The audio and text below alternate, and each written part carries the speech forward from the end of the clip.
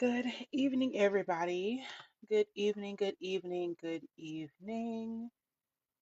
I hope everyone's doing well. Normally, I have like more stuff on here, but I think, oh, I see it. There we go. I was struggling to figure out the new settings because the settings are different now. Um, the settings are different now for TikTok Live. So I was kind of like, what's going on? I stopped going live for like 2 weeks, and now everything's different. Everything's different.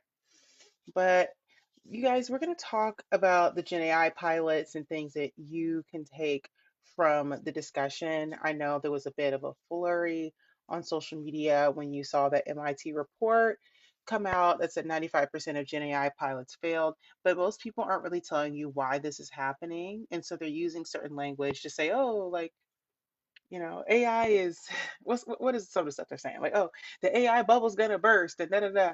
And I'm here to tell you that's probably not gonna happen, or if it does, it's probably not gonna happen in the way that you think. So I have 30 minutes before my next consultation, so I'm gonna go ahead and talk about that. So make the most of this 30 minutes. If you guys have questions about the Gen AI pilot or what was going on, what that report was actually talking about, then by all means, let's go ahead and discuss it. So guys, come on in, come on in, come on in. We're going to talk about the MIT report. Come on in, come on in. Because I think this is a good topic. I think it's a good topic for those of you who have not actually read it.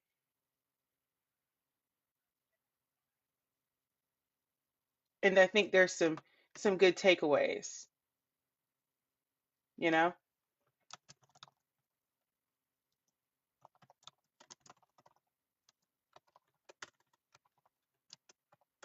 So come on in, guys. I hope you're having a good Thursday. I'm a little tired myself. I can't wait for the weekend. I can't wait for the freaking weekend. I'm so tired. It's been a long weekend, so not a long weekend, it's been a long week. Not a bad week, just a long one. Not a bad week, just a long one. Oh no, what's happening here? Oh, that's annoying. Everything's behind paywalls these days. Hey guys, I hope you're doing well. Goodies, I hope you're doing well. Okay, I'm gonna give you guys maybe 2 more minutes and we're gonna dive into the topic. We're gonna talk about that MIT report and I'm gonna talk about what it means for you guys because I think the first live I kind of like broke it down a little bit of what they were actually trying to say. But in this video, in this live, I specifically want to talk about some learnings that you can gather and how I've even adapted and how I've actually shifted the way that I operate, the way I think and conceptualize how I use these tools. Um, so just hang on tight, maybe 1 more minute and go ahead and get started.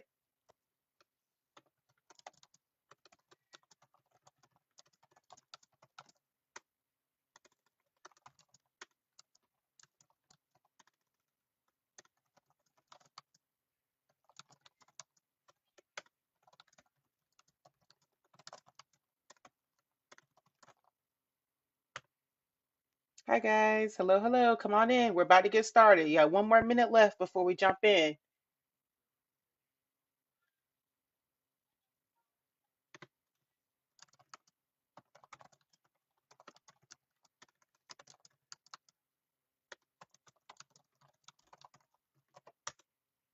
Come on in, come on in, come on in. We're talking about the MIT report and we're specifically going to talk about key takeaways that you guys can use in your own job search because there's some things that I've done to kind of change the way that I approach my work, the things that I've done to change the way that I am leveraging these tools. And I think it's really important. All right, let's dive in. Let's dive in. I gave y'all some time to come in, and folks, as they come in, they're just gonna have to catch up, right? I only got 30 minutes before my next consultation. All right, so before I start, my name is Faith. I am a career designer and AI futurist. My goal is not to predict every single outcome that can come from using AI. My goal is to help you adjust and flex to changes in the job market, leveraging these tools. So, I help people design careers. I help them figure out what makes sense for them, what you like, what you're good at, what's going to make you the most money. We integrate some AI tools and AI literacy in there so you can actually keep up and keep pace with what's happening in the job market. So, a lot of you are familiar with the MIT report, or at least you've heard some yapping about it, right? You've probably heard people on TikTok and other places talking about the 95% of GenAI pilots fail. That's from an MIT report.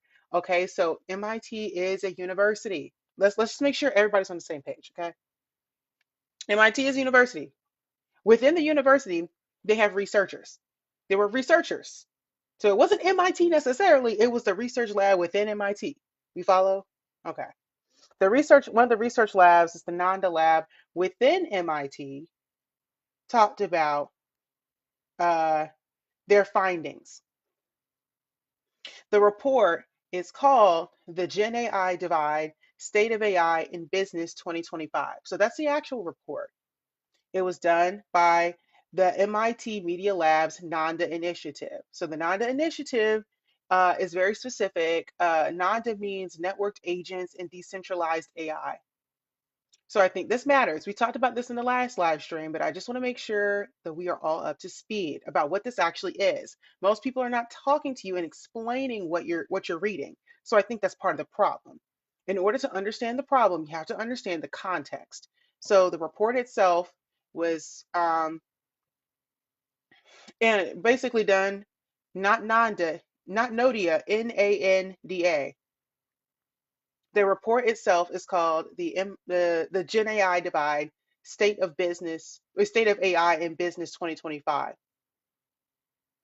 Okay, so the Nanda initiative was done by the MIT Media Lab, and it is a project that was designed to create new protocols and a new architecture for an internet full of autonomous AI agents. This matters because it's the context of the report itself. The Nanda folks who were part of this Nanda initiative supposedly may have an incentive to suggest that their current AI models and methods in business aren't working, but they are more likely to push the idea that companies need to create more agentic AI systems using the Nanda protocol. Let me say that again. This report, in context, this is done by the MIT Media Lab. Their NANDA initiative, NANDA stands for Networked Agents and Decentralized AI.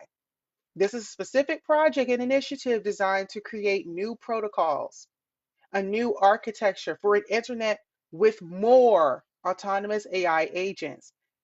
They are likely suggesting that companies are using outdated models and not current methods for using AI. So they're probably going to push using more agentic AI systems using the NADA protocol.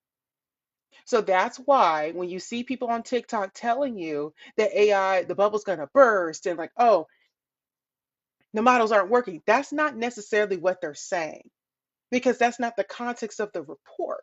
The context of the report itself is that at the end of the day, business has to keep pace with innovation, right? So the models aren't the problem. The problem is the business models and how we're leveraging the AI tools, right? That's important. It's an important thing to distinguish because they're not saying there's anything wrong with the AI models. They're saying that how we are flexing to the models is the challenge, right? And so I'm going to go over some key takeaways from the report, but then also what you can do in your life to make sure you understand this report and leverage the learnings for yourself. I have some notes. Okay, so the first thing, being cool, sleek, and shiny does not mean it's useful. Oh, thank you. Appreciate it. Thank you so much, Madam Tia Sean. Thank you. So, being cool does not mean being useful. So, if you use a bunch of shiny AI models, what does that really do for the business? When you talk about your skills, you need to show numbers. I'm trying to make the connection. The shiny stuff that's really flashy, heavily marketable, that looks good, but it doesn't drive business impact. So that's why it's important to really think about what's actually saving money and time. Some of the stuff that we saw, blasted on headlines everywhere is not driving the impact that they thought it would. And so sometimes, if you read the report, what happens is that we just have the models and then we have the business. And then those two things never align. Often we try to fit the AI into our business model, and so it gets limited to some sort of like chatbot. You know what I'm saying? Like they're just glorified chatbots. It's not because the AI models can't do more. It's that you are not using AI to fundamentally reimagine the way you do business. You're trying to fit the AI into a current business model that doesn't make sense and was antiquated anyway. Thank you for, I don't even know what that is, Madam T. Sean. Thank you for that, whatever that was. That was cool. I've never seen that before. Thank you for that. Thank you for the gift. So, if you are a job seeker, how can you actually leverage this knowledge to your betterment? You need to focus on business impact. I talk about this a lot on my page. Um, Hopefully, y'all gonna be able to see this because sometimes my video camera is not mirrored. But I have like a framework that I teach my clients all the time. So I'm just gonna jot it down real quick. Um, Also, follow me on YouTube. If you don't already follow me on YouTube, I have a YouTube channel because I will be leaving TikTok. TikTok ownership is changing hands and I'm out of here. Okay. You got to know when to leave the party. You got to know when to leave. Okay. Leave when the party is going well. Don't leave and be forced out. Okay. So it's nice that y'all follow me on TikTok, but the page ain't going to be up for much longer. So go follow me on YouTube. Link is in the bottom. Link is in the bio and all that. Okay. Can y'all see this? Oh, I got to mirror my camera. Hold on. I got to figure out how to mirror my camera, guys. I got to see if I can do it. Uh, okay, if I can't figure out how to do it, then it's totally fine. I was going to use my little whiteboard here, but the point I'm trying to make is that when you are a job seeker, you need to focus on your skills and showing business impact. Don't just say I'm good with Excel. Talk about the project itself and how you influence business outcomes. It's extremely important. Okay, can you guys see this better? Okay, great. Wait, wait. I figured it out. I figured it out. Hold on. I did it. I did it. Okay, so this is the framework that I teach a lot of my clients. People, technology, and systems. You have to master all three. And I say this because it's extremely important. Okay, if we're talking about how you're quantifying your business impact, you need to understand the baseline is high performance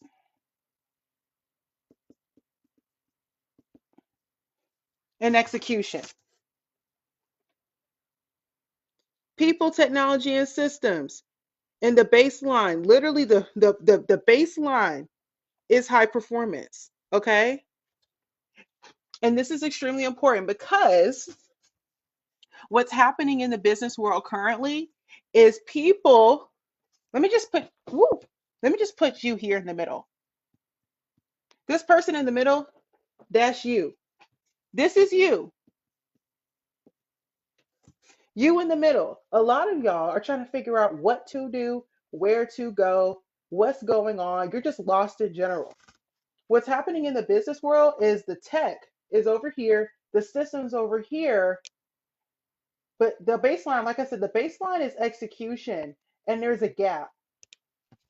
There is a gap there. A lot of people are still trying to figure out how to leverage the tech and the systems, but they don't know how to execute.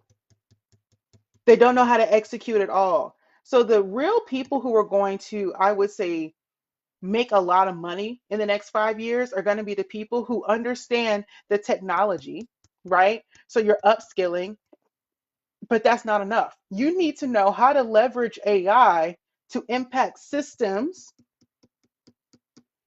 and execute on certain strategic initiatives. There's a gap there. Does that make sense what I'm saying? There's a huge gap between the tech that people are using and how to actually execute on strategic goals. And as a result, 95%, this is the breakdown, 95% of pilots fail. 90% of them are failing. because they're falling somewhere in the middle. Does that make sense what I'm saying? Y'all follow me? Okay. And so follow my YouTube because on my YouTube page, I talk more about this. This is not like a 10-minute discussion. This is like a 2-hour training. But this is my framework. This is my theory on what's going on in the job market. A lot of people are stuck in one of those three different areas. And as a result, they're not impactful. But you need all three. In order to really be like what I would call a digital challenger, you need all three: people, technology, and systems. And so there is a gap between the tech and the systems. And as a result, they're not delivering on outcomes at all, not in the way that they thought. But this is a short term problem. So this is why I wouldn't get so excited about like, oh my God, the GenAI pilots are failing. That means we won. No, you still have to use AI. No, you're still gonna have to learn to use the tools because unfortunately, a lot of people aren't telling you that Sam Altman and some of these other folks, they're talking about privately backed small like startups that have a lot of VC money flowing through. So think about a lot of those like really small startups with two guys with beanies on in Silicon Valley that made a lot of money because they came up with some weird use case for AI. Those people. That's what he's saying. Those people who've been coming up with crazy use cases, they're not really going to get the impact that they're expecting. And as a result, those companies are going to flop. But they already made the money, right? They got a lot of like investors to put money into those projects to see what would happen. The hype train is coming to an end, but that doesn't mean that AI is going anywhere. Does that make sense? Because again, a lot of you, if you have a corporate job, you're using enterprise tools by F500 public companies. These are not privately backed startups with VC money, with private investors, right? Y'all are using enterprise tools from public companies.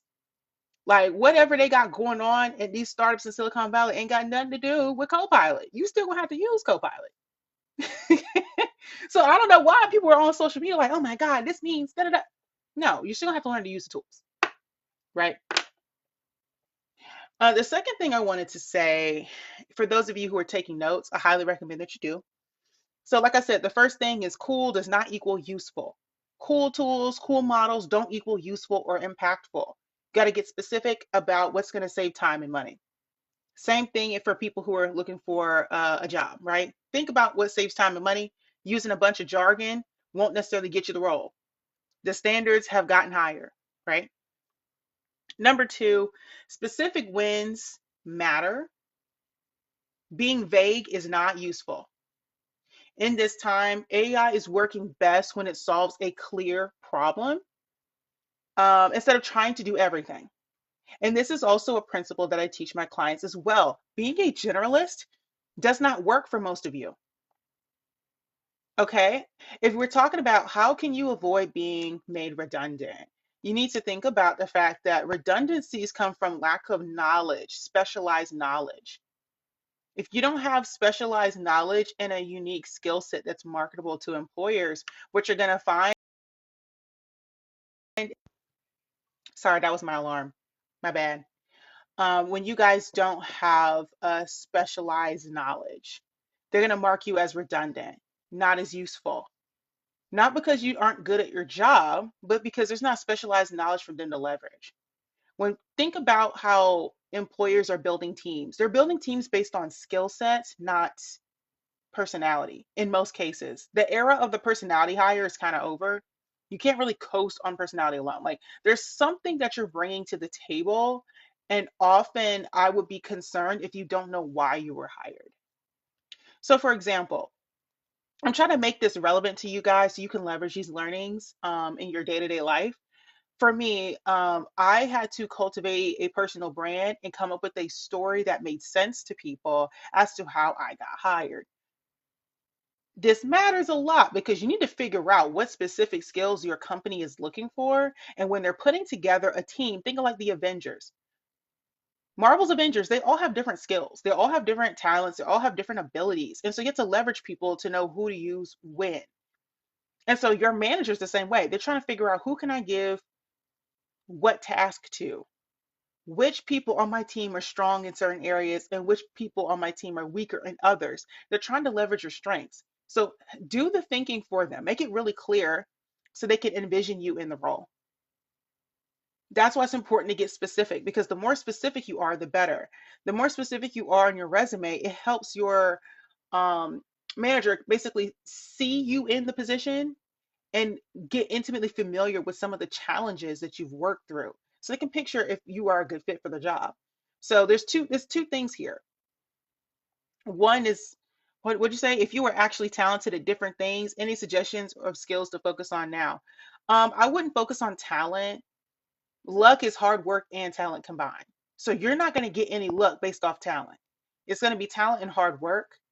And often people who tell me they're talented at so many things typically are mediocre at all of them. You can have an aptitude for a lot of things, but you need to think about what makes the most impact. So this is why people book calls with me, because we talk through what your company is actually looking for and their strategic direction. So then you can pivot yourself as somebody useful. Telling me that you're good at all these different things, that's just an ego trip. That's just to boost your ego. That does nothing for the company. Like, I could do this, I can do this, I can do this, I can do this. So you can do none of them well. That's what I hear. Okay, I'm not going to tell you, as much types of jobs as I've done over my lifetime and different kinds of things, I'm not good at everything.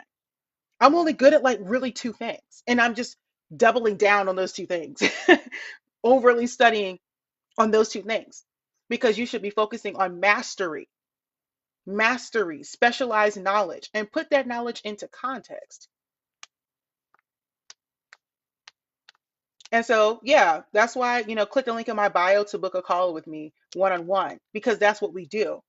Part of the reason why I can give y'all this information is because I know y'all gonna need some specifics looking at your resume, your career profile, your experiences, and we got to figure out a career story that makes sense, and then figure out which skills you need to hone in on. I can't do that live with a random person in the chat, and I don't even see your resume. I don't know your LinkedIn. I don't know your backstory. There's a lot that has to be considered. And so, yeah, you need to get extremely specific about the problems that you were solving, specific about what it is that you do better than other people.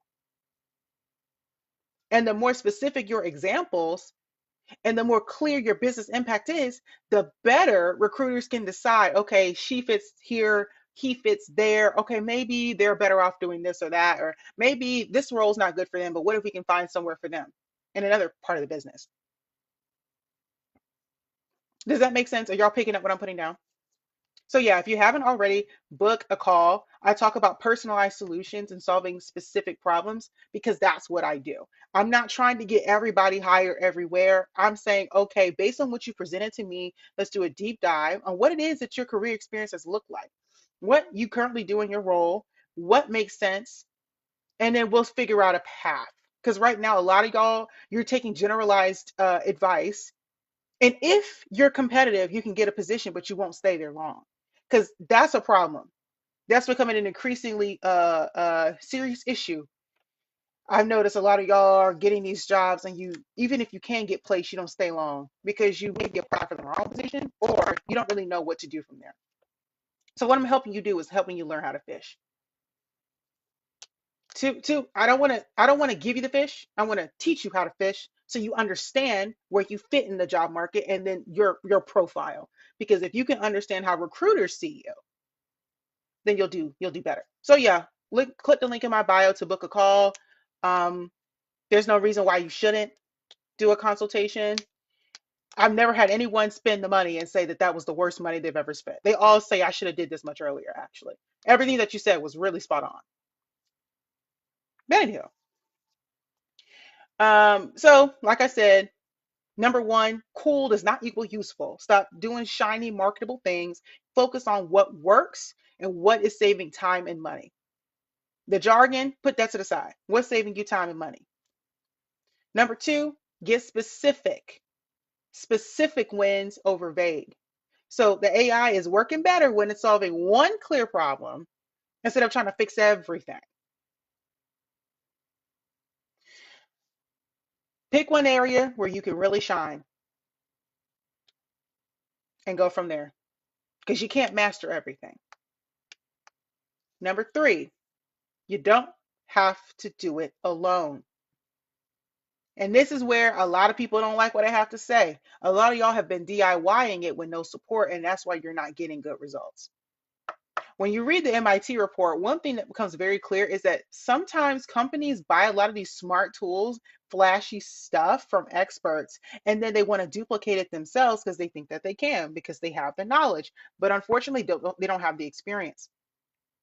They think they could do it better than the people, and they try to build everything themselves. So people who are in the market doing one specific thing, you think you can do it better than them? Oh, well, I can apply to my jobs myself. Okay. Well, I was on a call with a lady, a perfect example. I was on a call with a lady who clearly had some issues with soft skills in the workplace. She clearly had some issues, because she didn't really know what kind of work she wanted to do. She was frustrated, she was exhausted with her workplace. She felt disrespected. She felt like she wasn't recognized for her work. She was constantly, and this is a Black woman, she was constantly being put in positions to where she was the office mom, where they would give her administrative tasks, but they wouldn't trust her with anything of consequence. So she's running around doing all these small errands, ad hoc requests, but not actually being heard and seen as a value driver. And she kept getting pigeonholed in those types of positions. By the end of the call, she was like, I really need help. I really need help. I said, okay, well, book it. And so, long story short, she didn't want to book it. She was like, oh, I can't do it. I can't do it. 3 days later, she reaches out to me and says, well, I can't do it. And I actually you were right. Everything you said was right, but I think I'm going to try and do it myself. You know what I told her? Good luck, Charlie. Good luck. I wish you the best. I really do. I'm going to be mad. I wish you the best because unfortunately, even companies are finding this out the hard way. You can do a lot of stuff.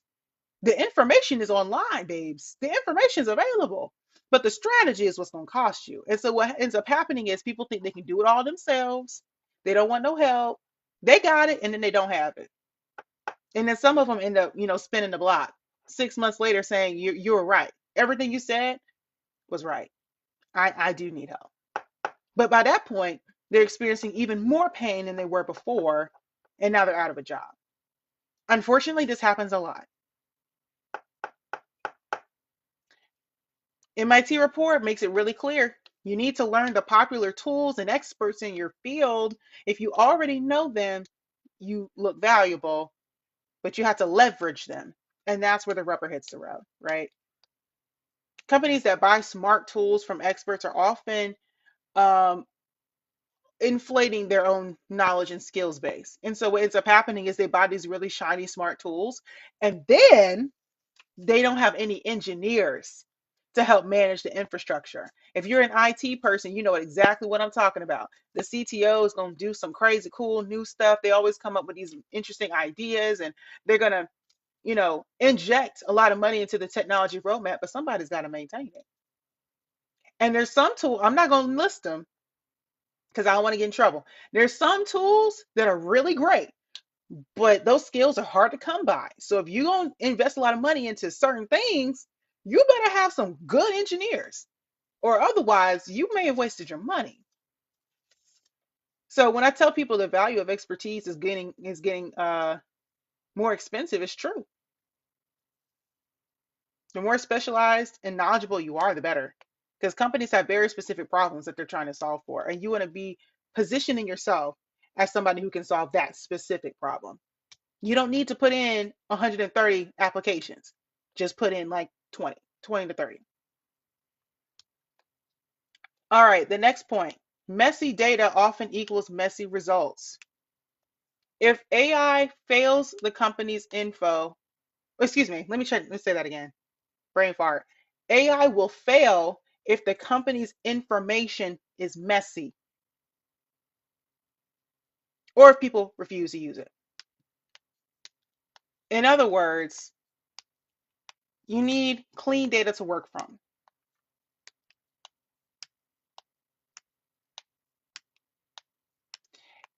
For job seekers, how can you apply this principle? You need to show that you can keep things organized and help people use new tools. You want to be the person that people trust when change happens. At the pace of innovation currently, there's going to be a lot of change. You need to get used to the idea of your company using enterprise tools that are new or different than what you're used to. I have a feeling there's going to be a shakeup. So I would say if you are somebody who wants to position yourself as a differentiator, I would start by watering the grass where you are. I would start by saying, you know what, my company is launching this new tool. How can I be an early adopter? How can I train on this tool, get really, really good at it, and help facilitate others in using the tool?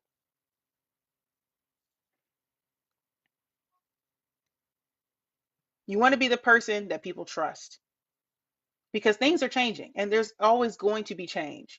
And that's something I had to learn earlier in my career. Like, you don't want to be the person that's always resistant to change. You don't want to be the person that's like, oh, complaining every time there's a new tool, there's a new process. Oh, you always opening your mouth. You always have something to say, but you're never in the room when the decision is being made. That's a red flag to most employers. And I had to learn that. Instead of seeing every change in the job market, every change in the way your company is run as a threat, look at it as an opportunity for you. That's just new data. Y'all follow me?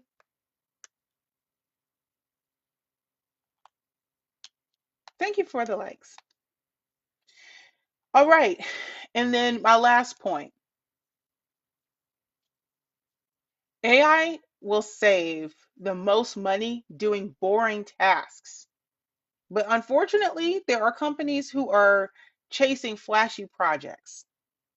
And they're doing it because they want to make headlines, they want to impress investors or what have you. But doing boring jobs, that doesn't get old. Like, you're going to need to do the boring stuff. So I know some people may not want to hear this because a lot of you are applying to jobs that, number one, either don't even relate to your current skill set, or two, maybe it does leverage your current skill set, but you're applying to the same kinds of positions with the same title that you already have because you've been told that you can't get another job. So, for example, let's say that you are a data analyst. You're only applying to jobs that say data analyst because you think employers won't hire you because you don't have the same job title. That's not true. You could be a data analyst and apply for a job in operations. Operations is needed, okay? Don't ever believe that the opposite, okay? Operations, they still gonna need people. Compliance, regulatory, anything, they gonna need people. Finance, they're gonna need people. Healthcare, they're gonna need people. The problem is you may not know how to present this information. So a lot, and this is something I tell my clients, and it ruffles feathers, but it's true. There's two stages of the process, really. When you submit an application, it's got to pass the ATS, or like a AI enabled tool. It's got to pass its review, and then your resume makes it to human review. One of those two things is getting off track. If you are sending in a ton of applications and you're not hearing anything back, it's one of the two. So either it's not making it through the ATS process, right? So you just don't have the right keywords. You're not, basically, you're just not even the right fit for the job, and you're not even able to discern that before wasting the resources and time to apply, right? That's the thing. That's the thing. You don't even realize that you're barking up the wrong tree. So you just apply, and that's why mass applying to places is not a good idea because you're wasting a lot of time. When if you did some research on the company, you could have really weeded them out earlier on in the process as something, an opportunity that maybe you wouldn't care for. You know what I'm saying? Then the other part of this is if it's human review, you have to accept that maybe there's nothing in your resume that stands out. Meaning you're not really positioning yourself as a specialist. If I look at your resume, I see it like a job description. It's not really clear the business impact that you've had in your role. There's definitely situations, and a lot of these resumes, honestly, they're very jargony, but I'm not really sure what you actually did. Like, why does what you did even matter? Why would somebody actually want to hire you over an internal candidate? Because a lot of times that's also what's happening too. When you're thinking about human review, you need to consider that there's probably people internally in the company that are trying to go for that position, which puts you at a significant disadvantage. It's not impossible to get hired. You can get hired as an external candidate over an internal candidate. It's not impossible, but you just need to be really good at positioning, understand what it is that they're looking for, and then give it to them. But that requires some research, it requires time and effort. So, yeah, the point that I'm trying to make is boring jobs or boring titles still matter. They're still hiring for those positions. You just need to know what they're looking for and position yourself for those roles and commit, right? Because the specialized knowledge that you have can be used in a variety of different positions. It's not about the job title, it's about the skill set, it's about the knowledge, it's about the experiences that you sell to a company because they want you to solve problems for them. Does that make sense? Are y'all following what I'm saying? So I wouldn't overly focus on job titles. Job titles can be helpful, no doubt, but boring job titles still matter.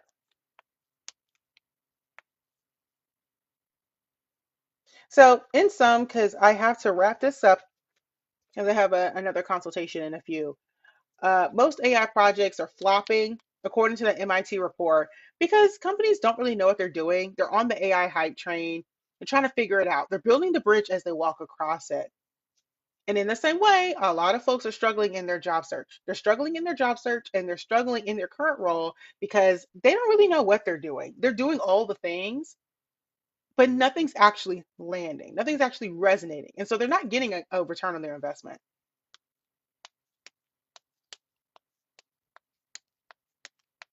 So, anybody have any questions before I hop? Any questions, any feedback, any things that are really resonating with you, right? Because the answer to this to me is pretty simple. You'll need to book a call and talk through what your options are.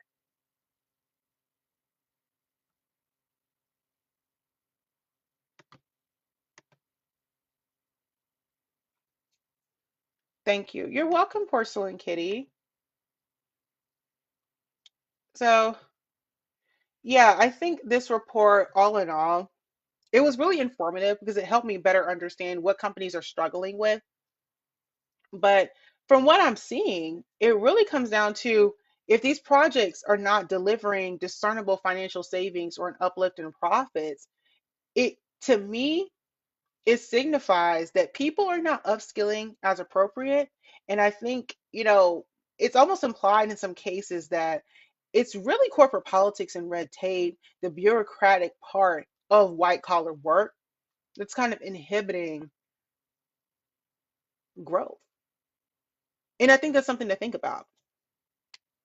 A lot of you, if you have like these white collar jobs, what you're finding is that you are seeing some challenges. You want to be more effective, you want to be more useful, you want to create that impact, and you want to execute, right? Like I was showing here. Woo, there we go. Yeah, so people, technology, and systems. One thing, and you guys need to watch the YouTube video to get full context for this. One thing that I have been seeing is that on this side, the systems, there's a breakdown here.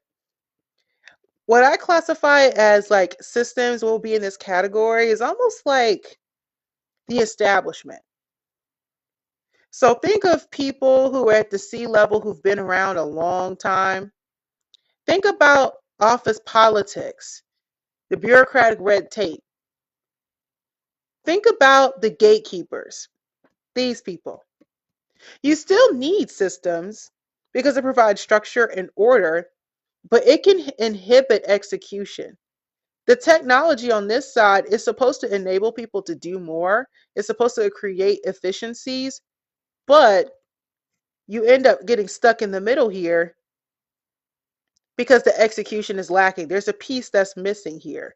So, practically speaking, this is why an establishment person or somebody who is like at the higher levels, a decision maker here, they could be a chief technology officer, chief technology or chief digital officer, and they're deciding on something for their technology roadmap and they want to implement an enterprise tool.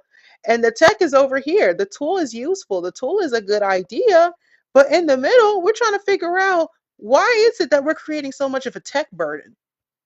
Because if you implemented this tool and you didn't think about how you were actually going to execute, you're going to be creating a lot of issues for the IT specialists, for the network admin, all sorts of people who are in supportive roles to help make the execution of this technology possible so you can deliver on outcomes, so you can deliver on company strategic initiatives. What ends up happening is that somewhere in the middle, there's a breakdown.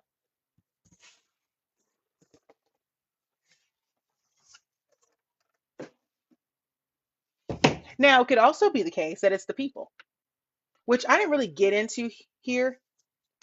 I didn't really get into like the people aspect of this, but I feel like the people are really important because if the people are not invested in upskilling and continuous learning, if they are super invested in the systems, but they're not invested in the tech because they think the tech is going to replace them, then well, they could actually be more detractors than actual supporters of whatever it is that you're trying to drive.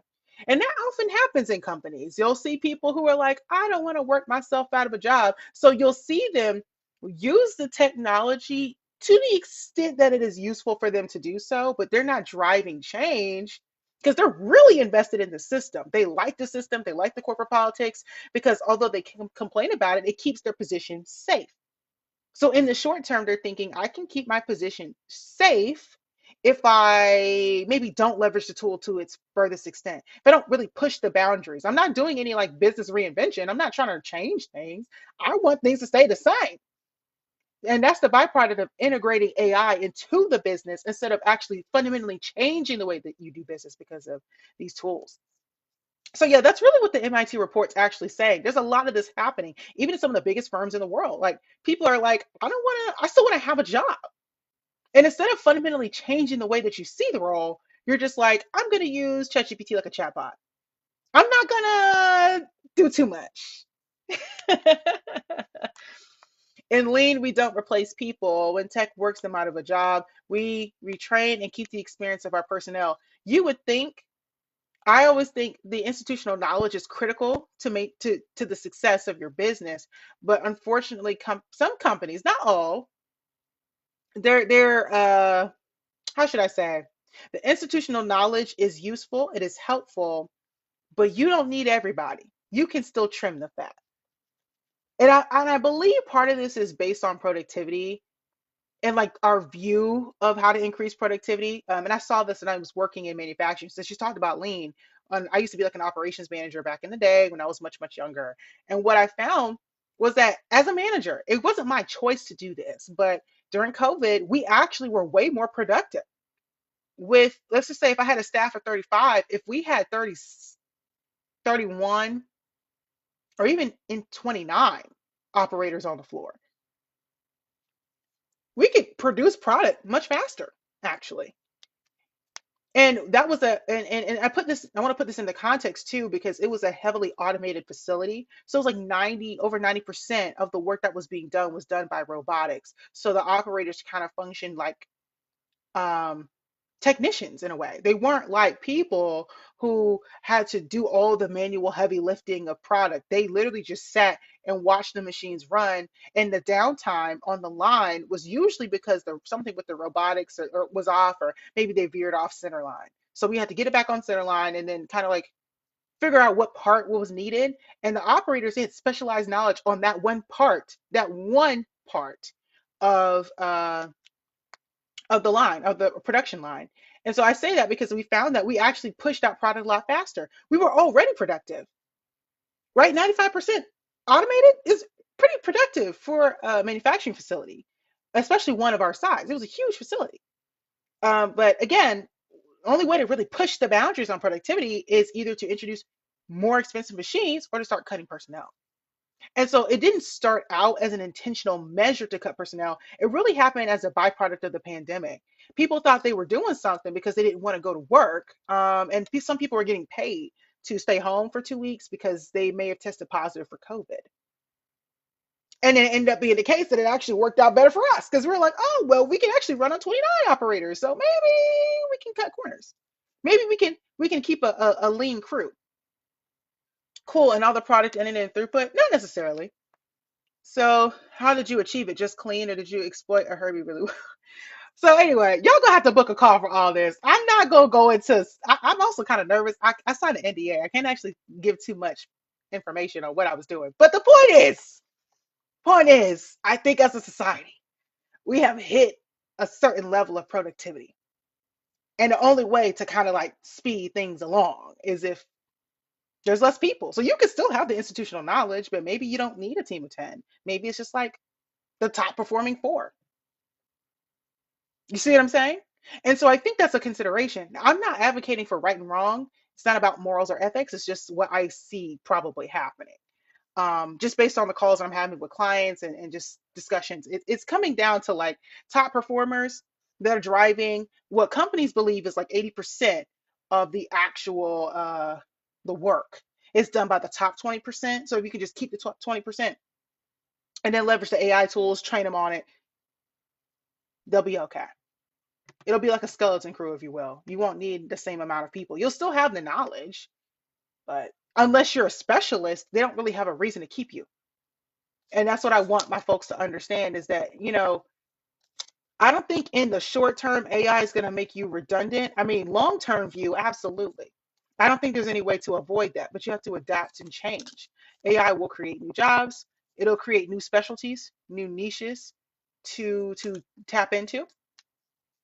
So I don't think it's total destruction. There's going to be new jobs that are created, but it also requires you to specialize, right? The deeper your knowledge goes, the deeper your institutional knowledge, the more you understand the company's business model, the harder it is to replace you. They could, but maybe they'll think twice. So, anywho, I will talk to you guys later. Like I said, if you want to chat more about this, and specifically how you can implement this in your own job search, or if you're trying to pivot into a new role, you kind of need some guidance and direction on this, book a link, apply. The link is in my bio to work together, and then we'll kind of talk through some of your career challenges and what you're looking to do. Also, follow me on YouTube because, guys, I am leaving TikTok. It's changing hands, ownership is changing hands, and I'm not sticking around for that. I do have a LinkedIn. I have a LinkedIn page. I don't know if it's connected to my bio, but I will fix that. Thank you for pointing that out. Good call out.